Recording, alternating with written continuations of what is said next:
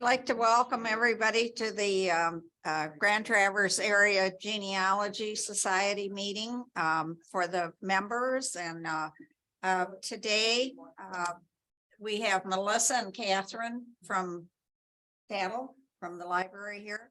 And they're going to talk about what you have here, what treasures you have for genealogy research. And I'd like to introduce just some of the board members are here, and we'll just go around and give your names, please. John Moody, website. Kathleen Farley.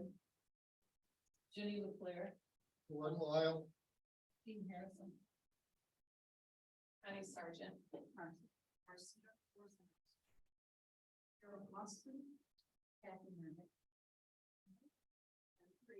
Board member also. So Melissa, I'll let you explain. You've got some people online. Linda. And I just showed these books that I'm gonna write today, and I think you pass them around to look at before we give them to the library. Yes. I do acquisition for G tags, and so these are. All right, the people online aren't able to hear anything you're saying, so if you could talk into the microphone, then the people who are joining online can hear too. I'm Kathy Farley. I do acquisitions for G tags, and I wanted to introduce, to pass around the room, 3 books, 2 topics. The first one is American Migration Routes, Part 1 and Part 2. We did not have these in the library, so now it's a new purchase. And then the second is a book of photographs and stories on, looks like mostly World War II veterans from the area. And it's newspaper clippings. It was collected by the VFW, and one of our members took the book and had it reproduced. And I bought one from him, so I'm donating this. So I'll pass them around and then we'll give them to the ladies from the library. Thank you so much.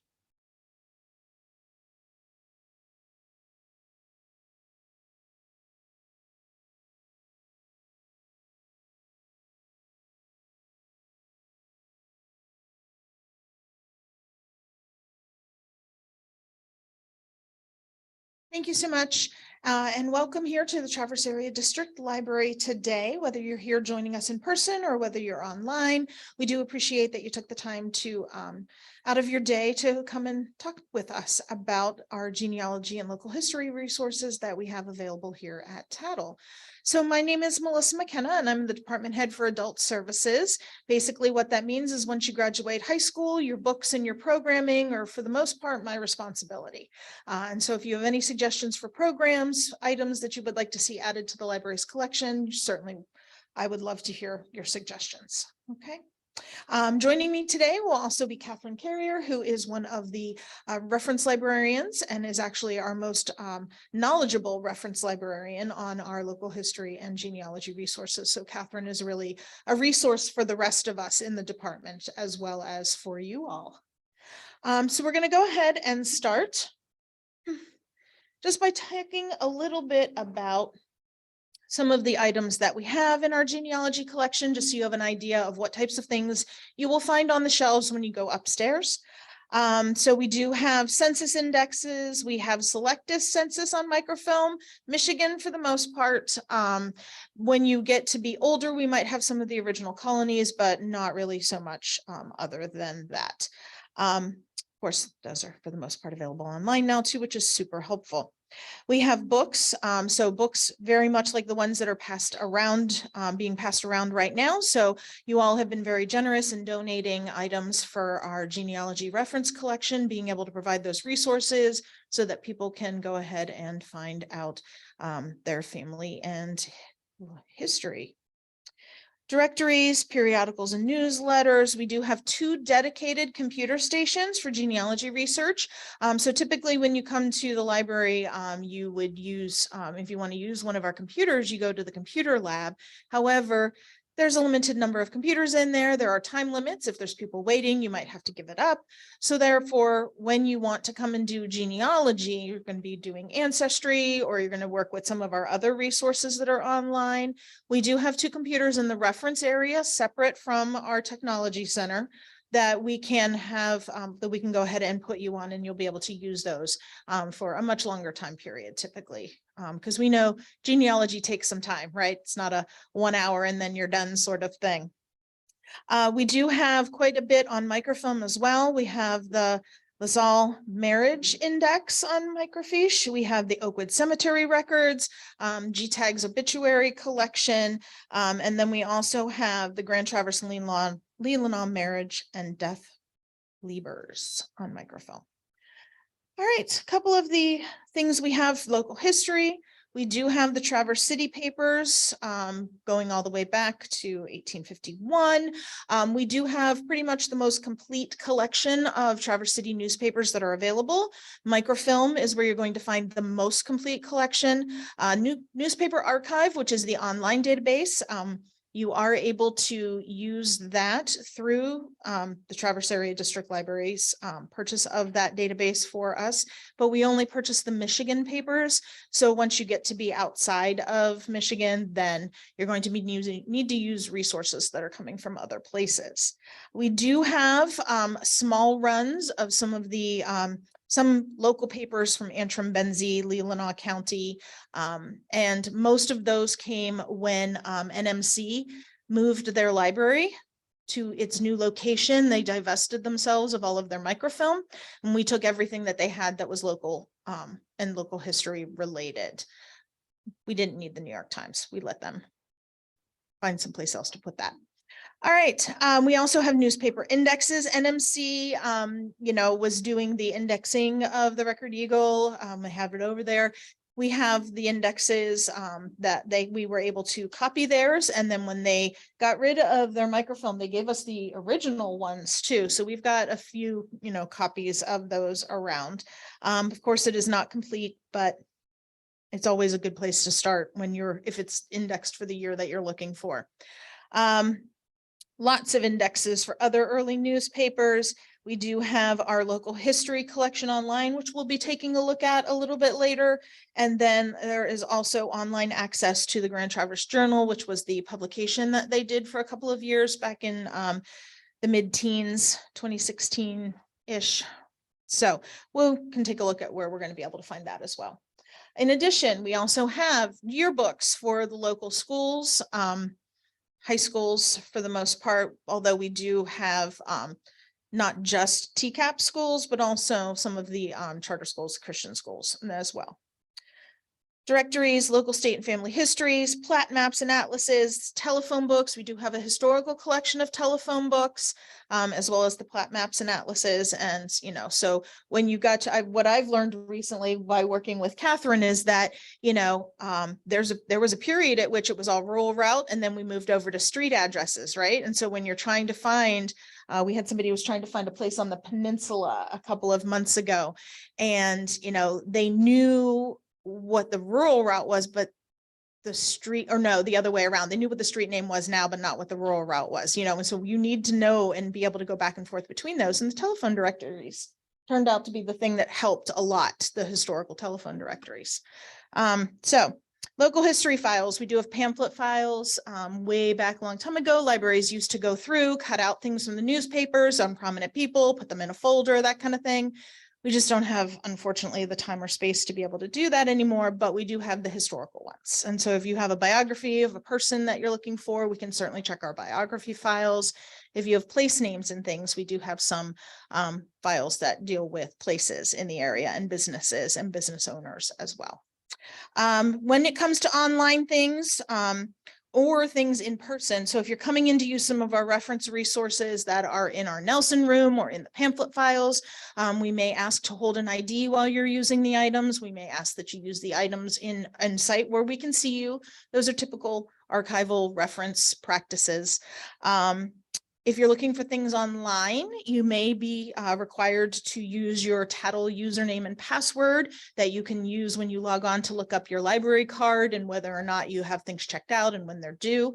So if that's something that you don't currently have, please let us know and we'll be able to help you out with that.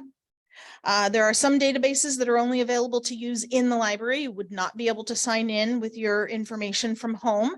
And then there are also databases that may require for you to give them or create, an email or a username and a password sort of situation. But if you've been doing genealogy for a while, that's something you're familiar with already, right? You've had to, I'm sure, sign up for sites with information. All right, so now we are going to talk a bit about some of the things that are available from our website. We are going to do this from the presentation. We're not going to go out and use the website live just because it would involve lots of scrolling of up and down. I invite you all, if you've got your smartphones, if you've got a tablet with you or something, you want to go ahead and open up a browser and go to TADL.org, which is all the way up there at the top. TADL is our abbreviation for Traverse Area District Library. And then we just abbreviate that to TADL because, that's what people do when there's an abbreviation. We make it into a word, right? So feel free to follow along as we're going through this. So we're going to start off on TADL.org. It's a couple of ways that you can get to the different resources. And there are a couple of different resources that we're going to take a look at. We are going to take a look at our digital resources, and then we're also going to take a look at some of our research databases, research resources. So to get to the digital resources, which are also sometimes called databases or research databases, I'm going to start off at the very top where it says research in the blue bar, where the red arrow is pointing to, and that's one way you can get to the research databases. You could also click where the yellow arrow is pointing to and say you're going to search the website and then type in the name of the database that you're looking for. Or sometimes there's a link that you can use down at the bottom. You can see where the green arrow is pointing. That'll take you to our local history stuff. So there's always more than one way on a website to get to the same place. I tend to use the menu bars most often. That's just how I use the internet. A lot of people, they go straight for a keyword search. And so they're going to go straight for hitting that website button and then typing something in the bar that, explains what they're looking for. With research, which is where I would typically go, under research, you've got some options that will come down then. So at the top here, you can see we've got in purple highlighted, and then there's under featured and by subject. So by subject, there's an option for genealogy and history, and that would take you to all the genealogy and history resources. And then under featured, which is again under research, local history is an option from there. We're going to go ahead to all digital resources, which is the big button that looks like the little computer on the left side of that dropdown. And that's going to take us to this list here. And this list is just an alphabetical list of all of the databases and things that TADL is providing, that we're providing to you through Michigan e-library. So coming through MEL and the Library of Michigan. The easiest way, because this is a little much, this is definitely, most of this is not really what you're looking for. There are ways to narrow these down, and that's what's available with your filters on the left-hand side. However, we do want to just talk about what's available to whom and when and where. And so with each of the databases, there's going to be an option for a green More Details button, and that More Details button will let you know who can have access to that database. Do you need to come into the library, only use it in the library? Can you sign in with your TADL username and password? Do you just need to be a resident of Michigan? And they know that you're a resident of Michigan because they can tell from your IP address that you're using a computer in Michigan, and it just goes ahead and logs you on. So there are different layers of access for these things. And that More Resources button is going to be the thing that tells you whether or not you're going to be able to access that from home, or if you have to come see us here in the library. Some things will say you need to reside in the TADL taxing district, and that's mostly your online resources that TADL is paying for are restricted to the TADL taxing district. And that means that your tax dollars then are paying for resources that are being used by the people in your community. All right, and that's kind of what's important to people, right? So that's the limit on those. The TADL taxing district is all of Grand Traverse County, and then 2 townships in Benzie County, Inland and Elmira, because they're right there on that border. And then also Elmwood Township in Leelanau County. So that's our taxing district. And if you live in Grand Traverse County or one of those 3 bordering townships that has decided to join with us, then your library card username and password will work for those databases. If you own property and are paying property taxes here in the county, then you are able to get a library card. Yep, absolutely. Yep, everybody who pays taxes for their property taxes here, they're able to do that. Thanks. All right, so download and stream is one of the resources, and we're going to start with that. You can also get to the download and stream resources by going to borrow at the top there in the blue bar, and under borrow, that will be an option as well.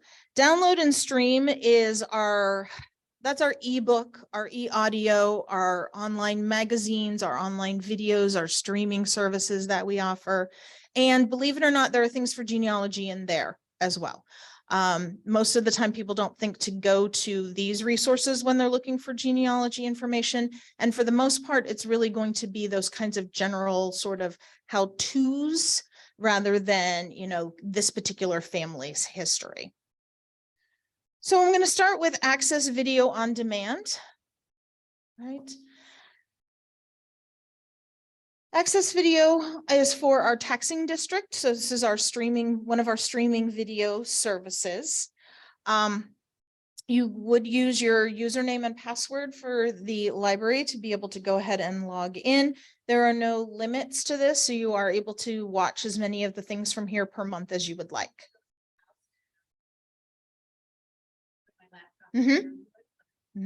Well, you would be still asking to be logging in with username and password, but because you're here and it recognizes the IP address, would it work? I think so.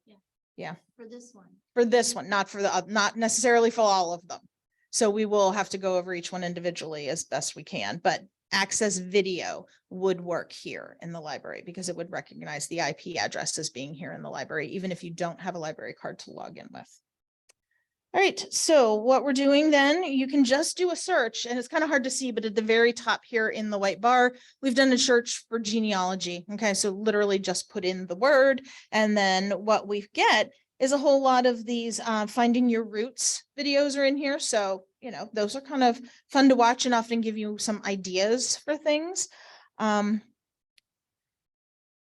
right, so you can see here, we can watch the whole episode, 52 minutes worth. There's a little description. This one looks like this one is doing athletes. Derek Jeter. All right. So that's kinds of things that you'll find Access Video. We're going to move on to the next of our streaming video services, which is Canopy. Okay. Canopy again is only accessible for people who live in the who have library cards who live in our taxing district. It does require you to create a username and password for it. You do have to have a library card number. It won't work with the driver's license number. There are some things that you can use your driver's license for here with the library, like checking books out and stuff, but some of the streaming services require a library card number, and a driver's license number won't work.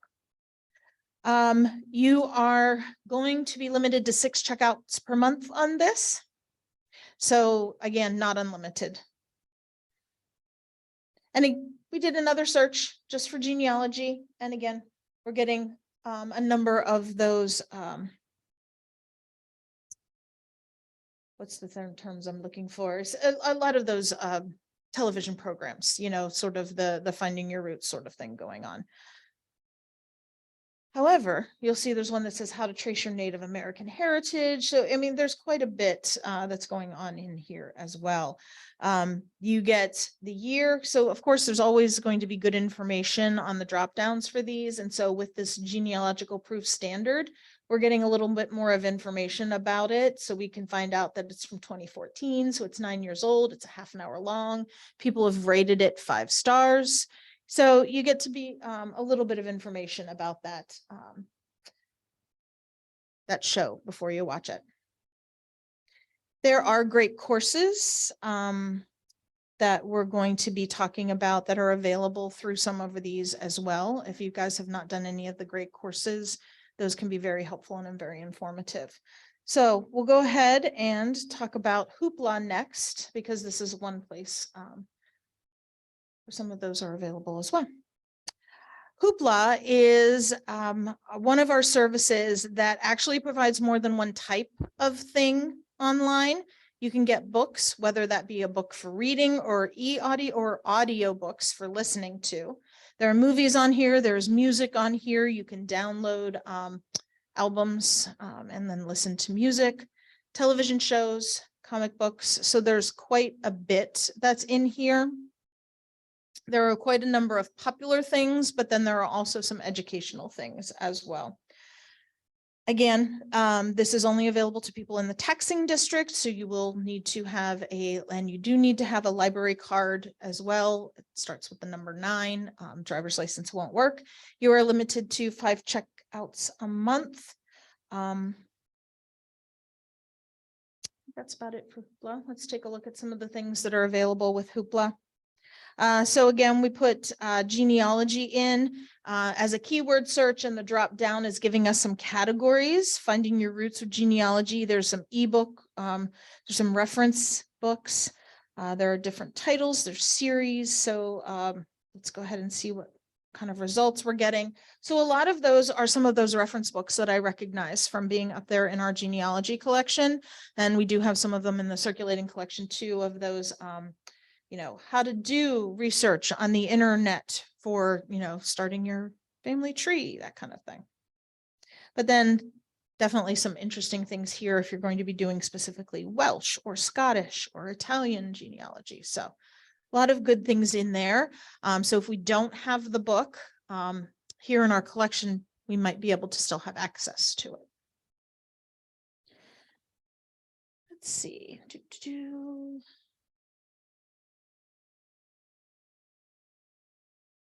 All right, so an example of what the Finding Your Roots looks like here in Hoopla, because it is available here as well. So you can see that each one of these episodes is its own borrow. And so that's kind of why we're pointing this out, is because each episode is its own separate thing that you're checking out, and you're limited to 5 per month. So you'd be doing 5 episodes of this, which would not even be necessarily getting that entire season. So just kind of keep that in mind as you're going through what the limits are on things.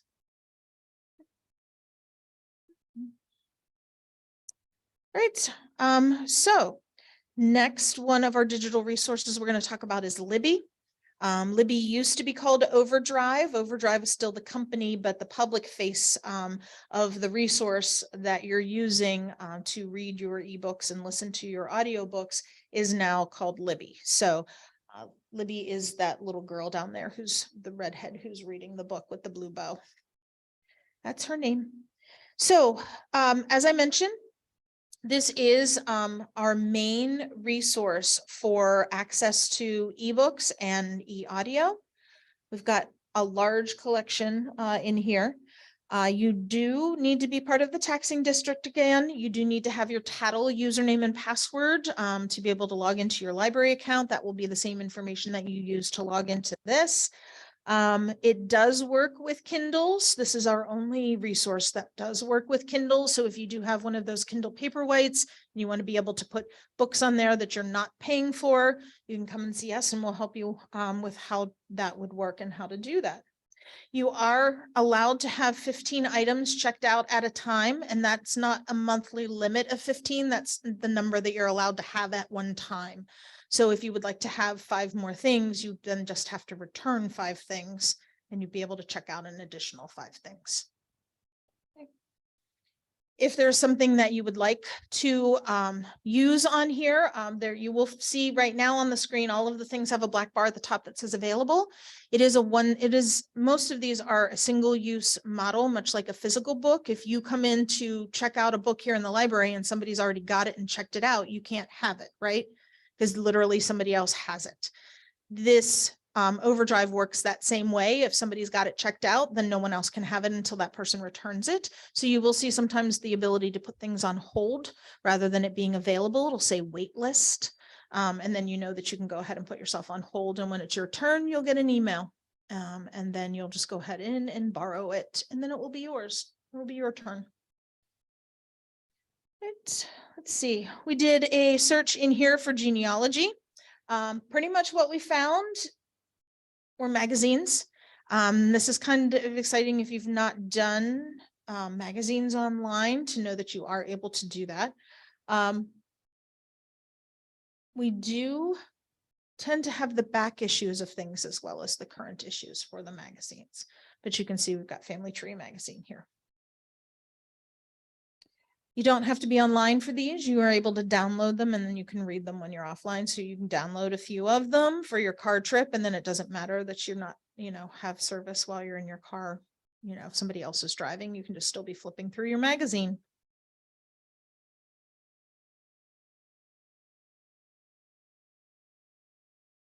All right. This is another example of how you can use those subjects at the bottom to find more things. So there's a lot of good information usually on the left-hand side with the filters that might lead you to other things. So you always want to see what's available in the filters and play around with those. So here's our Family Tree magazine. This is the November-December 2022 issue, but you can see that in addition to being able to borrow it or read a sample, you can select another issue and that's your drop down. And then there's the older issues. So there's some 2018s going on there. Or sorry, 2019 is going on there right now.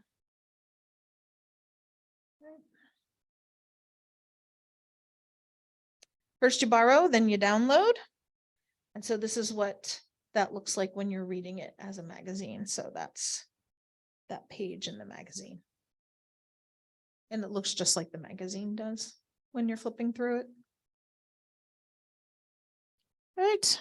We're now going to go ahead and move on to our genealogy and local history resources specifically. And so this is where I'm going to turn it over to Katheryn, I believe. So pass the clicker baton off to Katheryn.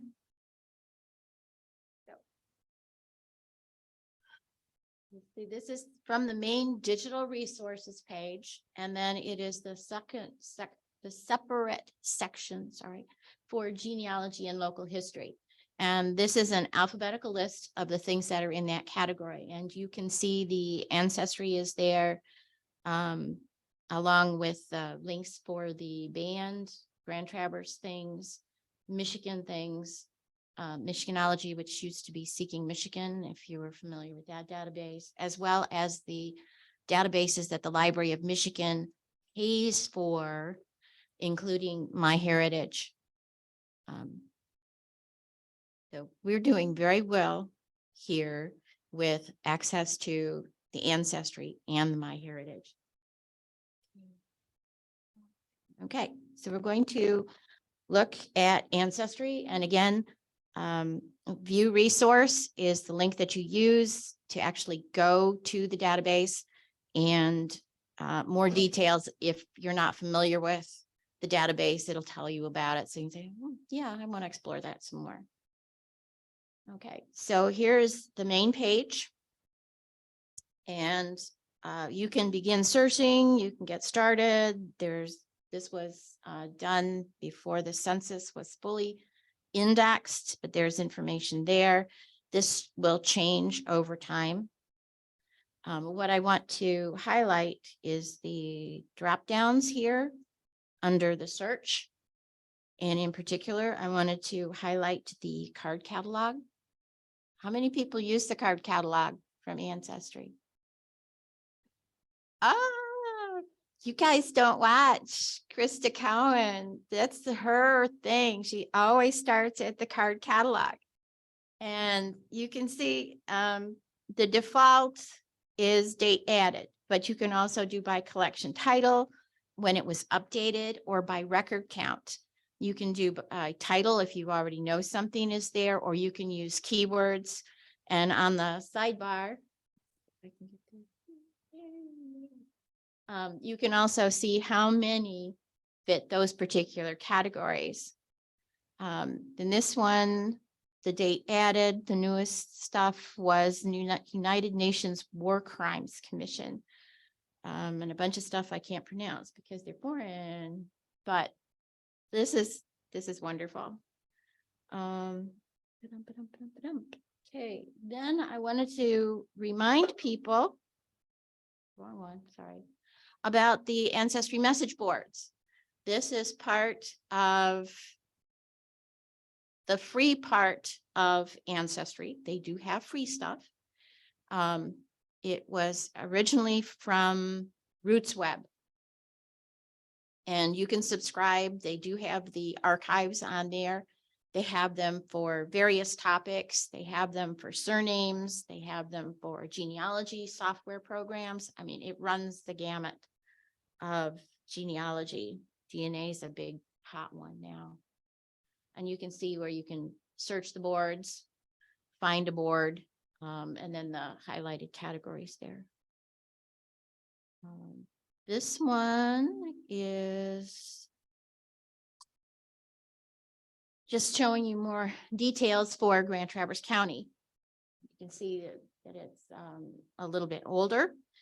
These message boards are not used as much because a lot of people have moved over to social media, like they've made Facebook pages, but not everybody wants to have a Facebook account.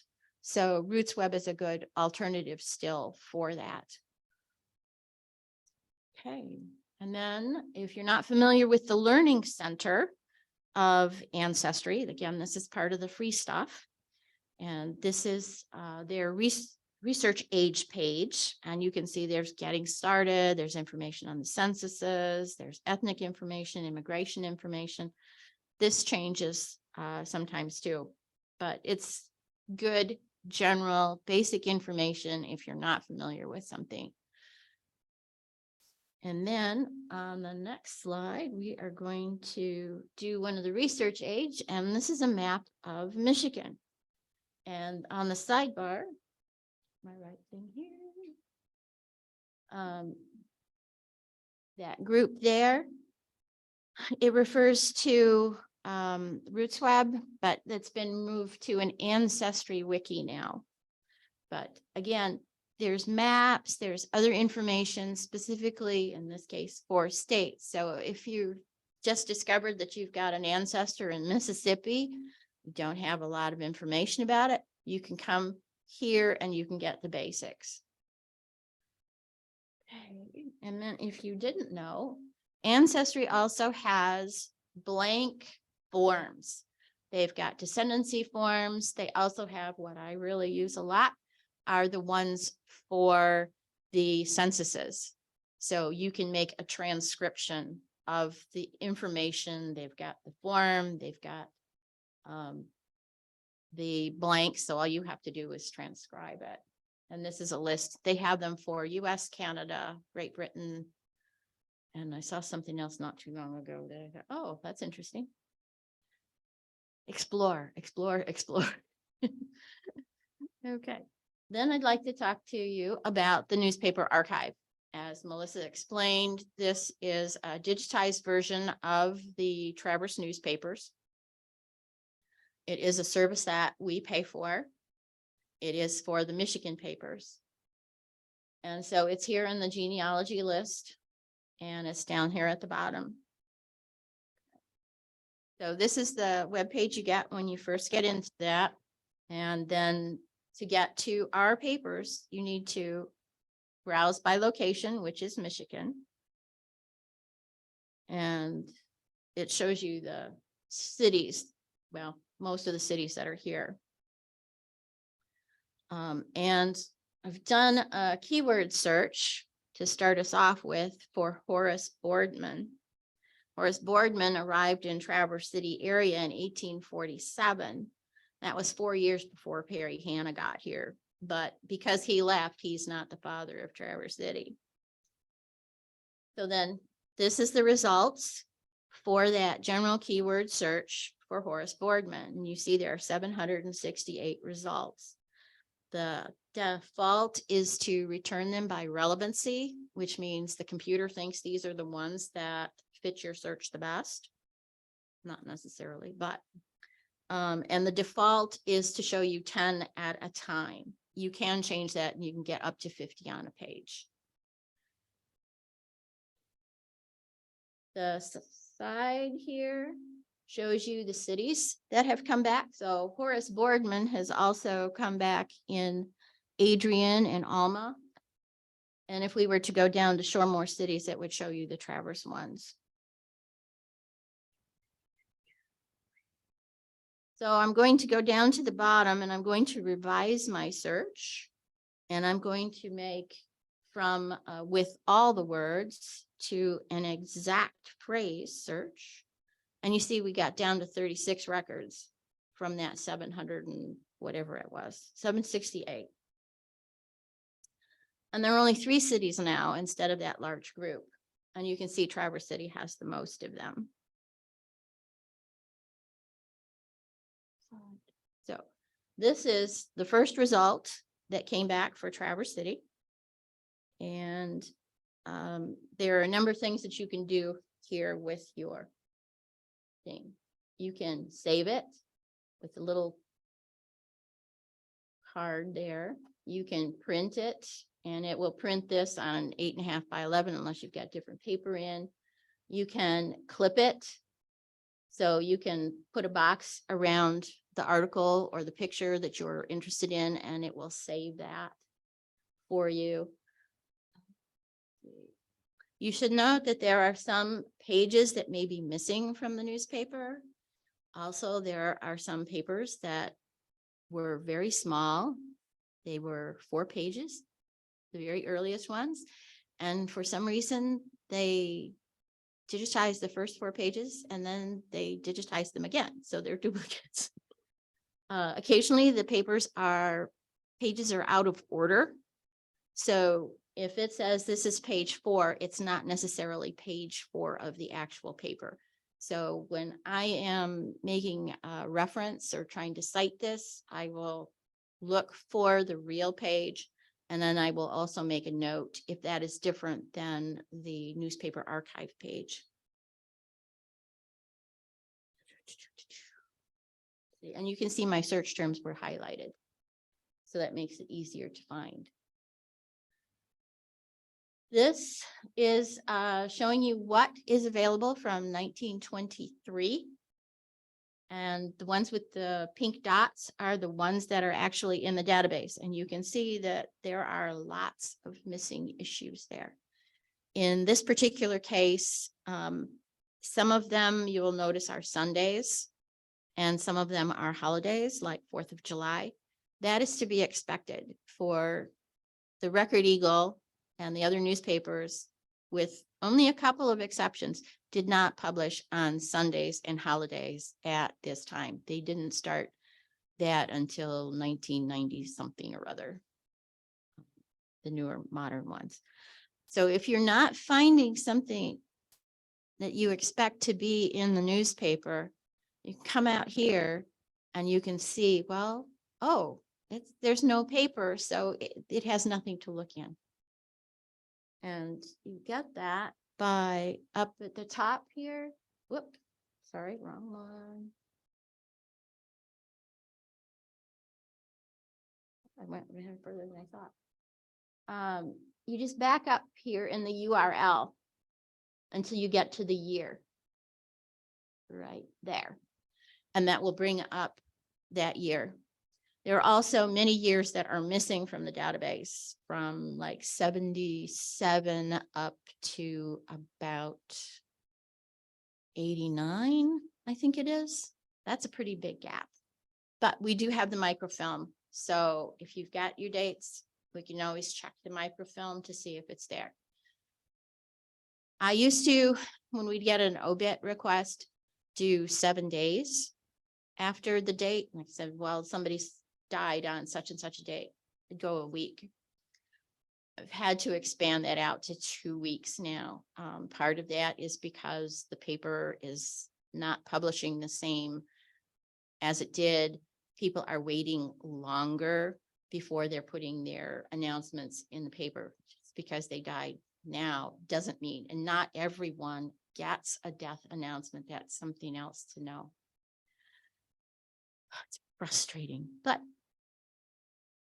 there are other ways that you can work for that. Okay, so back to the digital resource page. Now I'd like to talk to you about the local history collection. Local history collection is pretty much Grand Traverse County and a little bit of the surrounding areas. But our prime focus is Traverse City and Grand Traverse County. And this is the webpage for the local history collection. There is a direct link, and on the back table, there are little cards that have this link on it at localhistory.TADL, TADL for Traverse Area District Library.org. And you can see the featured item rotates, the featured collection rotates, and it shows you the recently added items to the collection. This is information from the collections tab that was on that other page. And there's no real rhyme or reason to this other than the first one is usually the most recent. It gives you some information about it. My screen is small here. So the Old Mission Peninsula School there, if you click on the picture, you will see the items that are about that. Peninsula Community Library, Family Historical Photograph Collection. If you've got relatives out there, that's a good source to look at. Vital statistics. If you were to go through this entire list, you would run across yearbooks, plat maps, photo collections. Just, it's a good thing to explore. The next is the collection of finding aids. The local history collection is not in Dewey order. It's not a collection where we can go and say, oh, I need this, and it's going to be on a nice little shelf. We have things in boxes. We have things in folders. When they come in as their own mini collection. And that mini collection could be, as I said, a folder, or it could be a box of materials, such as the Rotary collection is multi-boxes, as is the Garden Club. Thank you, Friendly Garden Club. And because they're boxed, they are in one spot. It could be shelf 4 of row 3. It's not something that you can easily go and grab. You have to know. And so this is why the finding aid is what you need to see if it's there. If what photos are, if there's letters, journals, other information. Well, we do our best.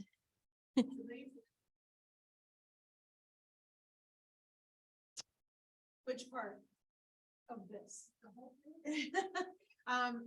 So we have, there's one full-time employee in the local history center. And so she is tasked with right now condensing, rehousing, and making sure that everything is Grand Traverse County specific. There are some things that we may have had donated over the past few years when we haven't had somebody in there.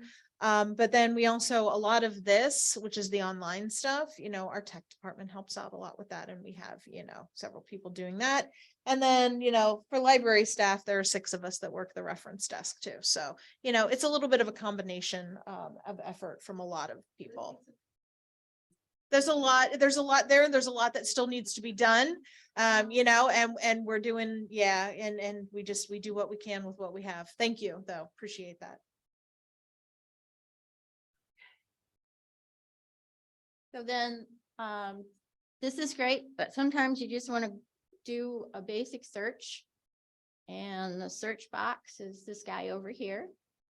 And the 3 little dots are where you get your advanced search. And we're going to do the same thing. We are going to look for Mr. Horace Boardman. And you can see different ways that you can search in the advanced. Whoops, wrong one. So there are 2 items that came back when I did a search for him. And you notice both of these are untitled. But when you get into there's a description that goes with this, which is why they came back. And we are working to get titles to all of these untitled ones. Care to volunteer? So if we go back to the advanced search and come down to the second section, narrow the search by specific fields. If I narrow the field to the text, it's going to search the description, it's going to search the subjects, it's going to search anything that is text. And I've made it so that it contains Horace Boardman. And then I get these 2, which are different than the other ones I did with the basic search, newspaper and an atlas. So if you do your search, don't just think this is everything that's there. Play around with it. If I had done a search in the description, I may have gotten a different one.